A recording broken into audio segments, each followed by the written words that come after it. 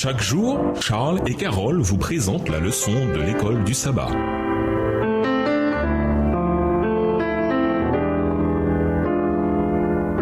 Bienvenue dans votre émission Dieu nous parle. Nous voilà à la leçon de dimanche. En parfait accord. Lisons 1 Pierre 3, les versets 8 à 12. Quel message Pierre fait-il passer ici sur la manière dont les chrétiens doivent vivre? Que répète-t-il qu'il a déjà écrit dans 1 Pierre 2, les versets 20 et 21? 1 Pierre 3, les versets 8 à 12. Enfin, soyez tous animés des mêmes pensées et des mêmes sentiments, pleins d'amour fraternel, de compassion, d'humilité. Ne rendez point le mal pour le mal, ou injure pour injure. Bénissez au contraire, car c'est à cela que vous avez été appelés, afin d'hériter la bénédiction. Si quelqu'un, en effet, veut aimer la vie et voir des jours heureux, qu'il préserve sa langue du mal et s'élève des paroles trompeuses, qu'il s'éloigne du mal et fasse le bien, qu'il recherche la paix et la poursuive. Car les yeux du Seigneur sont sur les justes et ses oreilles sont attentives à leurs prières. Mais la face du Seigneur est contre ceux qui font le mal. 1 Pierre 2, les versets 20 et 21. En effet, quelle gloire y a-t-il à supporter de mauvais traitements pour avoir commis des fautes? Mais si vous supportez la souffrance lorsque vous faites ce qui est bien, c'est une grâce devant Dieu. Et c'est à cela que vous avez été appelés, parce que Christ aussi a souffert pour vous, vous laissant un exemple, afin que vous suiviez ses traces. Pierre commence par leur dire à tous d'être en parfait accord, homophone. Il ne parle pas d'uniformité, au sens où tous doivent penser, agir et croire exactement de la même manière.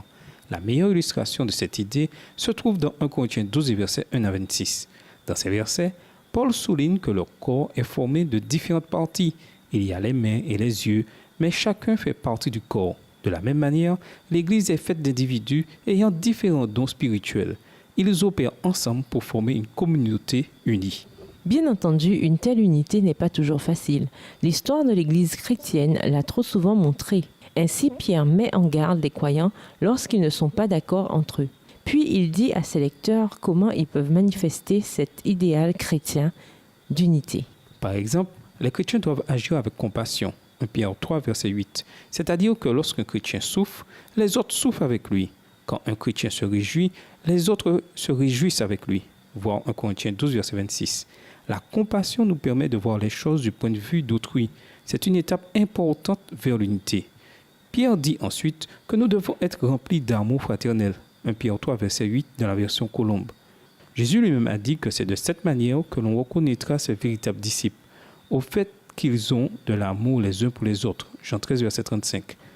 Pierre déclare en outre que les chrétiens sont sensibles aux autres. 1 Pierre 3, verset 8. Ils ont compassion des difficultés et des faiblesses des autres. Crucifiez-le-moi. Considérez les autres comme plus excellents que vous.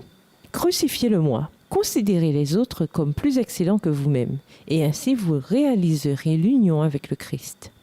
Devant l'univers céleste, l'Église et le monde, vous donnerez la preuve indubitable que vous êtes fils et filles de Dieu. Le Seigneur sera glorifié par l'exemple que vous donnerez.